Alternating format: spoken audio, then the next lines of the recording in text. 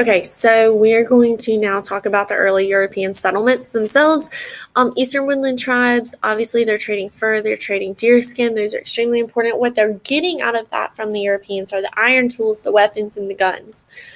They took a lot of land from the native people, which was a big deal. And some of the natives were actually forced into slavery, further leading to hostile relationships. Okay, so let's talk about some colonial beginnings. So again, this is why they go and colonize: Renaissance, desire for wealth, religious, so glory, gold, and God.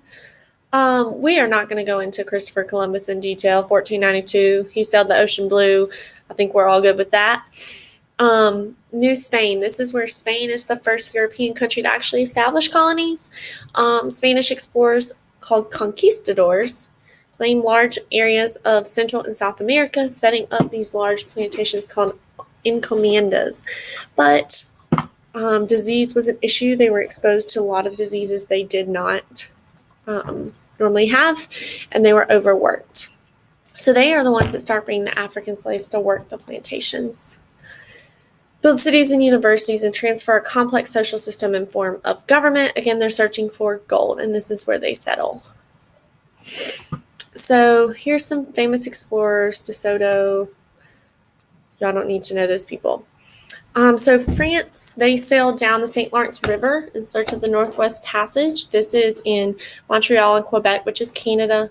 French trading treated the natives really poorly, but they ultimately start sailing down the Mississippi River and claim the land known as Louisiana after King Louis of France. This is the Huguenots. John Ribault tried to build a settlement, and this is when they build Charles Fort. They did not have enough supplies and support. There was a war in Europe, which prevented them from getting back quickly. They didn't plant crops. They run out of supplies. They killed their leader and built a boat to return home. So food and supplies were exhausted. The English actually saved them. So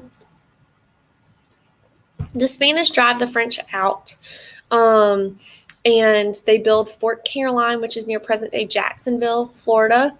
Not long after that, the Spanish built a fort about 15 miles south at St. Augustine, which is one of the most historical sites in the United States. Pretty much by this point, the Spanish is successfully in the French threat on the southeastern coast. So this is where they build Santa Elena, which I believe on y'all's paper is called San Felipe. Okay, originally near the site of Charles Fort, struggling Spanish settlement, but at first, but then eventually it grew. They do rely on the natives, poor soil, they couldn't farm, but the Spanish leader actually killed several local Indian chiefs. So 500 natives attacked the settlement and the Spanish flee to Florida. When the French tried to return, the native pushed them out too.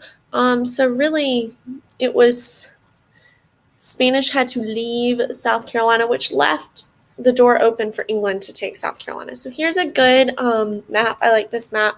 The green is the Spanish, the purple is the French, and the British are in this orangey color. Then this way over here out near current day Washington and California is undiscovered or unexplored. All right, so English settlements. First we have they're trying to claim wealth. They want glory for their king and queen. They bring their culture, their religions, their language, everything about it to self-government. Okay, Sir Walter Raleigh was given land to start a settlement. This will be near where we discussed. So England tries to build its colony off of Roanoke, off the coast of North Carolina. That would be, and it was very unsuccessful. Settlers were rescued. But the second attempt happened 2 years later, and the settlers disappeared, and no one seems to know what happened.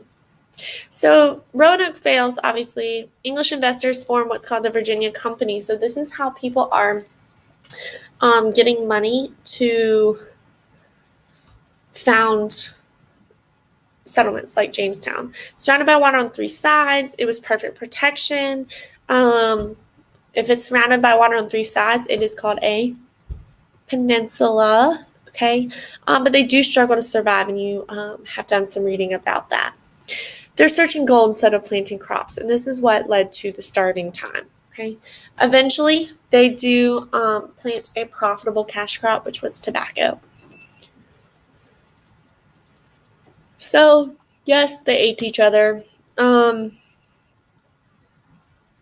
Yeah. All right.